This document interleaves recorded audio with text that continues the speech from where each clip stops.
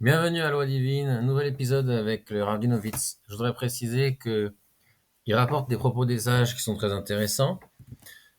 C'est vrai qu'il a beaucoup d'études derrière lui, mais il y a ce concept dans le Talmud qu'on appelle Brutahi, c'est-à-dire que on considère que toutes les paroles des maîtres de la Mishnah et du Talmud ont été dévoilées du ciel. Hein, on les considère comme un dévoilement divin, au même titre que la Torah écrite. Cependant, vers la dernière période des Amoraïm, vers la fin de la rédaction du Talmud, parfois certains dirigeants des générations, des grands rabbins de l'époque, mélangent un petit peu de dévoilement divin et d'interprétation humaine. Et là, le Talmud va répondre à chaque fois qu'une chose pareille va être dite, Brutaï, c'est un enseignement extérieur. Sous-entendu, il y a de la notion humaine qui s'est mêlée à cet enseignement divin, et donc on ne peut pas l'accepter. Et là aussi, hein, donc, Rav Dinovitz, très bien pour tout ce qui rapporte des paroles des sages, beaucoup d'enseignements kabbalistiques qu'il arrive à adapter. Mais d'un autre côté, nous, ce qu'on va venir critiquer, c'est effectivement les fois où il va mêler son interprétation personnelle des choses. Et il va en arriver à dévier de la compréhension de la Torah, de l'intelligence divine, et à nous dire à nous diriger vers des mauvaises compréhensions. Donc voilà, c'est parti. Rabinovitch, on va juste faire une petite partie parce que vous avez vu, c'est 1 heure. Hein, nous, on va faire juste une toute petite partie de cette vidéo et on va Ce sont des codes. dire. Vous savez ce que le Hari Akadosh révèle? Le Hari Akadosh dit, en vérité, Hachem a dit à Adam et Ève, vous vous unirez uniquement pendant Shabbat.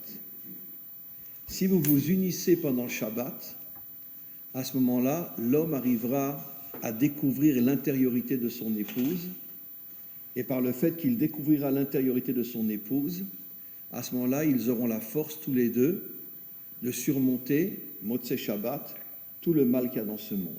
Voilà le décodage qu'explique le Harizal. Malheureusement, Adam n'a pas voulu. Adam, il a voulu s'unir à sa femme dès le jour de sa création. Pourquoi? Pour le plaisir uniquement, pour l'extériorité. Extraordinaire.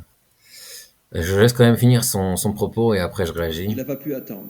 J'imagine que sa femme était extrêmement belle, puisque c'est une créature de Dieu. Et donc, il n'a pas pu tenir. Il a dit, je ne peux pas attendre, c'est pas possible. Il n'a pas pu attendre. Il s'est uni à elle le vendredi, bon, le jour où il a été créé. Donc voilà, donc ce qu'il nous dit là, c'est que Adam s'est uni à sa femme parce qu'il ne pouvait pas se retenir de son désir bestial, parce que sa femme était extrêmement belle vu que c'était une créature de Dieu. Tout ceci malgré que nos sages nous disent dans le Talmud que Ève était comme un singe à côté de Adam, parce que Adam, lui, a été fait entièrement par Dieu, et Ève, elle, a été euh, prélevée de Adam, qui avait déjà été créé, et qui a été remodelée à partir de là. Donc, elle n'a pas été entièrement faite par Dieu.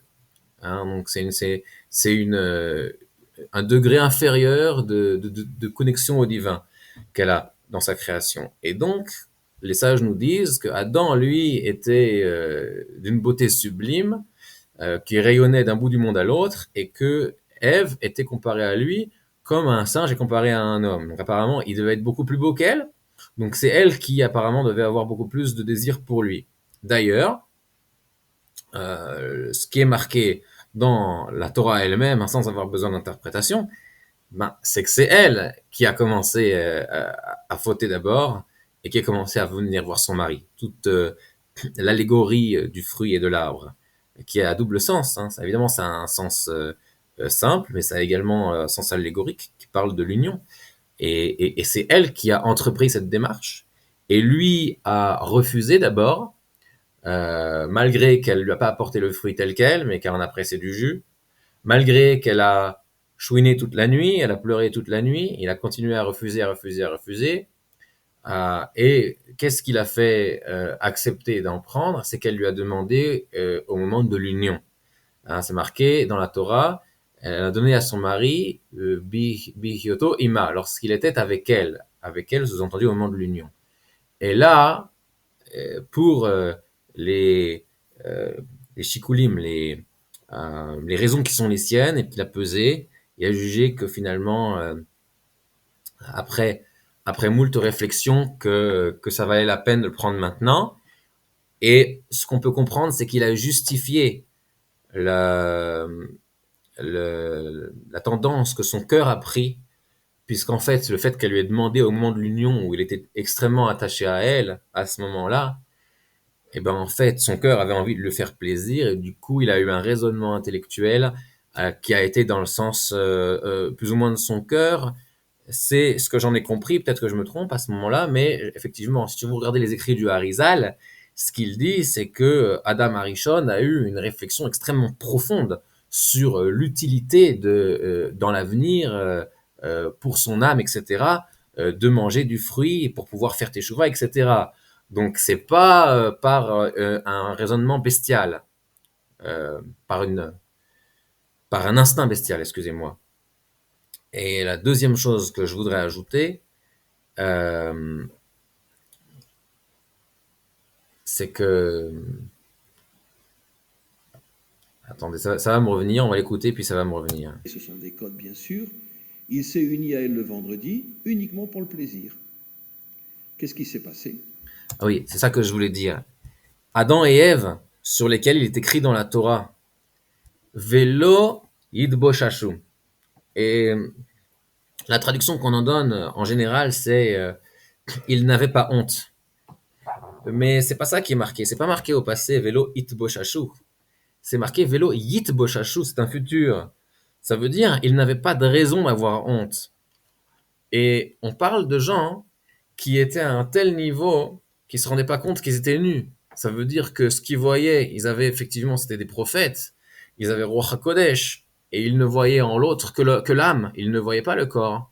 Le corps était pour eux un vêtement. Et donc, ils n'avaient pas besoin de mettre un vêtement sur leur vêtement. À partir du moment où ils ont fauté et que ils n'arrivaient plus à voir directement l'âme, mais ils la voyaient au travers du corps, à ce moment-là, ils ont eu besoin de couvrir le corps. Et donc ces gens-là, qu'ils ne se rendaient même pas compte qu'ils avaient un corps, il nous dit que parce qu'ils pouvaient pas se retenir parce qu'elle était très belle, c'est vraiment abusé. Je l'ai déjà expliqué 1000 fois. Après la relation, il s'est endormi.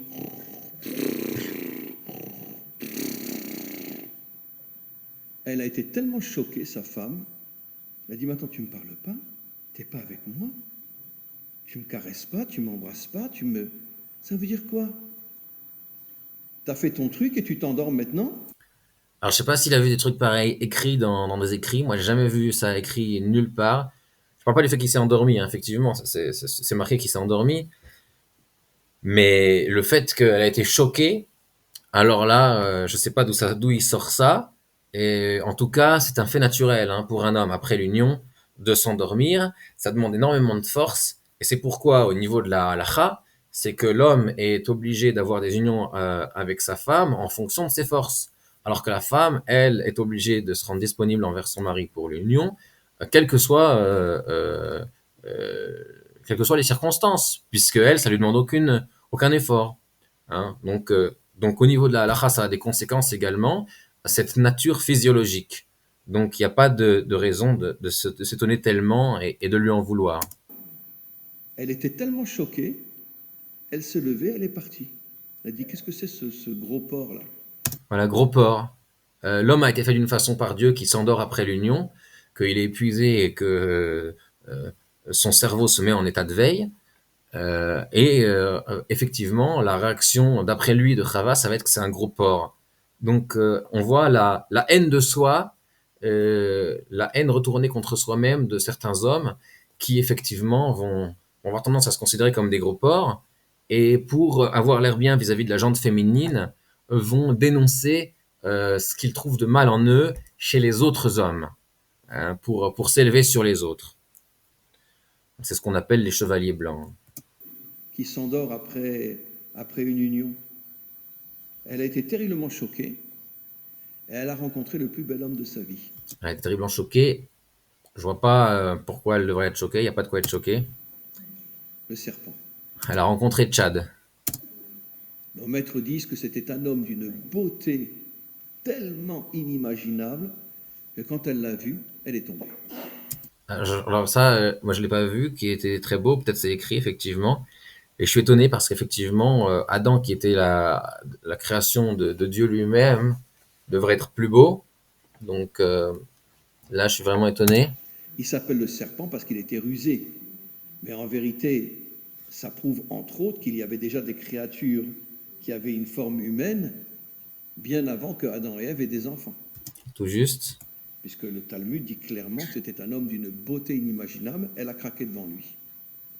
Il est arrivé à la séduire, Bon, ouais, je trouve que c'est un petit peu des expressions exagérées quand on parle de choses aussi élevées, de dire elle a craqué. machin, etc. Et elle est tombée. Et ils ont une relation ensemble. Le problème, c'est que lui, il n'a pas ronflé après. Non. Il lui a caressé les cheveux et tout ça. Il lui a dit je t'aime, tu es mon amour, etc. Parce qu'il savait ce qu'il devait faire avec une femme. Voilà. Elle a été C'est pas parce qu'il savait ce qu'il devait faire avec une femme. C'est parce qu'il savait comment séduire une femme. Attention, hein, il séduit une femme mariée. Et on a l'impression là qu'il nous fait sa louange à Monsieur Serpent, alors qu'il est en train de coucher avec une femme mariée. Donc c'est extrêmement grave, hein, peine de mort. Donc un type qu'il faut lui couper la tête, on nous dit qu'il sait bien s'y prendre. Il y a un décalage ici. complètement séduite et elle est tombée dans ses bras. Voilà. Alors, je pense pas qu'elle ait été complètement séduite, hein, parce qu'une fois qu'elle a fauté, elle s'est rendue compte de la gravité de ce qu'elle avait fait, et elle est tout de suite revenue vers son mari. Même s'ils ont été séparés ensuite pendant 130 ans, elle n'a pas connu qui que ce soit d'autre, toute sa vie pendant 1000 ans. Donc, je sais pas de quoi il parle. Par contre, comment elle est tombée dans les pommes, exactement. Voilà. C'est une très très bonne. Elle est tombée dans les pommes. Elle a mangé une pomme. Elle est tombée dans les pommes, exactement. Voilà. Alors, l'expression tomber dans les pommes est un abus de langage, hein, en français, hein, parce que ça vient de l'expression en fait se pâmer, hein, et pas se paumer. Mais il y a eu par la populace qui soit qu'il a fait exprès, soit qu'il ne savait pas très bien parler, un décalage euh, entre le mot se pâmer, les femmes se pâment, et le mot se paumer. Et après, c'est devenu se tomber dans les pommes. Et donc, Et d'ailleurs, la raison pour laquelle les femmes se pâmaient, c'est parce qu'elles avaient des corsets très serrés qui les empêchaient de respirer comme il faut. n'oubliez jamais les hommes. Hein. D'accord. Ne ronflez pas après l'union. De quoi je me mêle? D'accord? De quoi je me mêle? Interdit. C'est hormonal, hein. Comment? C'est hormonal. Mais non, mais il faut pas. Regarde, il y a un type très intelligent qui lui a répondu, c'est hormonal. Il faut pas, c'est hormonal. Est-ce qu'il va faire des reproches aux femmes si elles font pas ce qu'il faut au niveau de l'union, avant, après? Non. Il va évidemment se tourner vers les autres hommes en leur faisant des reproches. Comme ça, il va paraître bien vis-à-vis des femmes. Parce que la femme, elle attend encore plus d'après l'union que de l'union elle-même. Et alors, parce qu'elle attend beaucoup de choses, il faut lui donner tout ce qu'elle attend. Je veux dire, les enfants, ils attendent beaucoup de choses. Des fois, ils attendent une sucette. Ils attendent une sucette à chaque instant de la journée, alors il faut leur donner parce qu'ils en attendent. Non, non. Pas parce qu'elle attend plein de choses qu'il faut lui donner tout ce qu'elle attend. Non. Ouais. Elle a besoin de au moins 5 minutes, 10 minutes, reste encore avec moi. Quoi, Et d'ailleurs, pour revenir à ce qu'il a dit avant, les grands séducteurs ne sont pas forcément ceux qui se soucient le plus de leur femme. Hein, donc, il avait l'air de dire qu'il sait comment s'occuper d'une femme, Monsieur Nachash. C'est un grand séducteur, d'après lui. Je ne sais pas exactement s'il s'agissait de ça, mais les grands séducteurs sont pas les gens qui savent s'occuper de leur femme à long terme, d'accord? Mais elles tombent pour ça, les femmes. Mais c'est le défaut de la femme de tomber pour les grands séducteurs. C'est pas le défaut de l'homme. Les hommes, il y en a ici de deux types. Il y a celui qui va s'occuper bien de sa femme à long terme et que la femme, elle aura pas des papillons dans l'estomac, qu'elle va se sentir plein d'émotions extraordinaires. Mais c'est quelqu'un de rigoureux qui, au jour le jour, fait ce qu'il faut pour elle. Il y aura le séducteur extraordinaire qui va lui donner des papillons dans l'estomac, elle va se sentir sur un nuage rose, et puis elle va déchanter au bout d'un certain temps. Et puis elle va regretter. Donc ça n'a pas de sens, ces histoires-là. T'endors pas, ne ronfle pas. Voilà. Alors, elle n'est pas si à blâmer que ça. Alors. Comment? On blâme Ava, mais elle n'est pas si à blâmer que ça. Mais la Oh, voilà. Voilà, il a trouvé son public. Il y a une dame qui a dit, bah en fait, Ève n'est pas si à blâmer que ça pour la faute originelle, en fait. Ce serait plutôt la... Elle a pas dit, mais elle a sous-entendu que ce serait plutôt en fait la faute de l'homme. Donc nous, les femmes, en fait, on n'est pas coupables. Les femmes cherchent toujours à se déresponsabiliser. C'est pour ça d'ailleurs qu'elles peuvent pas être témoins ni juges. femme est des milliards de fois au-dessus de l'homme. Et un jour, on se rendra compte au moment de la délivrance finale, elle est la couronne de l'homme. La femme est des milliards de fois au-dessus de l'homme. Alors pourquoi c'est pas la place que Dieu lui a donnée? Suspense, suspense. Euh, non, la femme n'est pas des milliards de fois au-dessus de l'homme. On dit le matin les bénédictions. Merci mon Dieu qui ne m'a pas fait non-juif. Merci mon Dieu qui ne m'a pas fait serviteur. Merci mon Dieu qui ne m'a pas fait femme. Pourquoi dit-on les bénédictions dans cet ordre-là? C'est une question de nombre de commandements. Plus quelqu'un a de commandements, et plus il a de libre arbitre. Comme c'est écrit, Zekenegedze asa Elokim. Dieu, il a fait l'un proportionnel à l'autre, les forces du bien proportionnelles aux forces du mal. Donc plus tu as de commandements, plus tu as de possibilités de faire de bien, plus tu as de mauvais penchants, et également de potentiel d'avancer dans le bien et de se parachever. Donc merci mon Dieu qui ne m'a pas fait femme, ça veut dire que j'ai plus de mitzvot que la femme, j'ai un plus grand mauvais penchant et également un plus grand potentiel dans le bien. Voilà, c'est ça que ça veut dire. Mais qu'est-ce qui s'est passé après la faute? Qu'est-ce qu'a dit Adam? Qu'est-ce qu'a dit Hachem à Adam? Tu domineras ta femme. C'était une punition en vérité. Maintenant, jusqu'à aujourd'hui, tous les hommes s'imaginent qu'ils dominent leur femme. Mais en vérité, un jour, on se rendra compte que c'est exactement le contraire. Oui, alors faut faire une petite distinction ici parce qu'il a quand même créé la femme, hein, malgré le midrash que ramène Rashi là-bas, et c'est lo ezer kenegdo, je vais lui faire une aide face à lui, d'accord, et c'est ça la traduction. Et si vous regardez les différentes traductions en araméen de Unkelos et de Yonatan Ben Uziel, il dit une aide pour faire sa volonté. Donc c'est ça la raison pour laquelle Dieu a créé la femme avant même la faute. Donc même quand la malédiction va disparaître après la correction de la faute au bout de 6000 ans, il y aura quand même ce sujet qui va persister, que la femme a été créée pour être une aide, pour faire sa volonté. Donc régner sur elle, oui. Maintenant, la tyranniser, non. Moshel, c'est quelqu'un qui règne bon gré mal gré. Alors que ce qu'elle aurait dû, c'est faire régner son homme sur elle de sa propre volonté. Et également, c'est vraiment, il a pris la partie de la malédiction ici qui est la plus mal comprise. Parce que il y a beaucoup d'interprétations différentes sur ce que signifie Ve'oim Sholbach, il te dominera. Rashi là-bas dit que c'est l'homme qui conquiert la femme afin de lui éviter de se montrer. Et donc il y a pas mal d'interprétations différentes à ce sujet-là, donc c'est pas évident de savoir également quelle était la malédiction là-bas. C'est la femme qui est au-dessus de l'homme.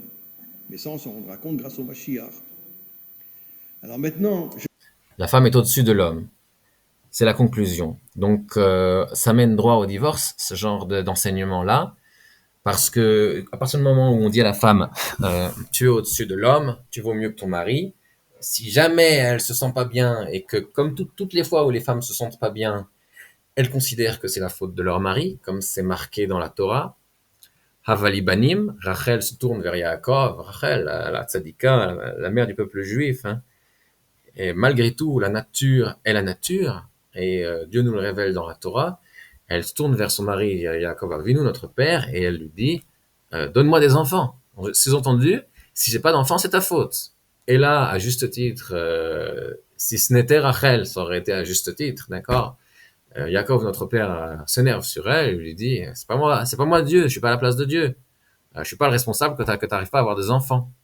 Donc, va prier Dieu. Et pourquoi tu me rends responsable? Tu, Et il s'énerve. Parce que c'est comme ça que les hommes réagissent. Les hommes réagissent pas en pleurant, ils réagissent en s'énervant. Euh, et, euh, et Dieu va lui dire effectivement, c'est quand même Rachel. Donc, tu aurais pu lui répondre avec plus de délicatesse. Mais ce n'aurait pas été Rachel, ça aurait été une réponse tout à fait adaptée. Et, et voilà. Qu'est-ce qu'il y a à dire de plus? Euh, la, la femme rend toujours son mari responsable lorsqu'il y a un malheur qui lui arrive ou qu'elle se sent malheureuse. Et donc, si jamais maintenant on lui dit que elle est parfaite, qu'elle vaut mieux que son mari, etc. Si jamais dès le moment où elle va se sentir malheureuse, elle va rendre son mari responsable. Alors si c'est pas directement, ça va être petit à petit par accumulation.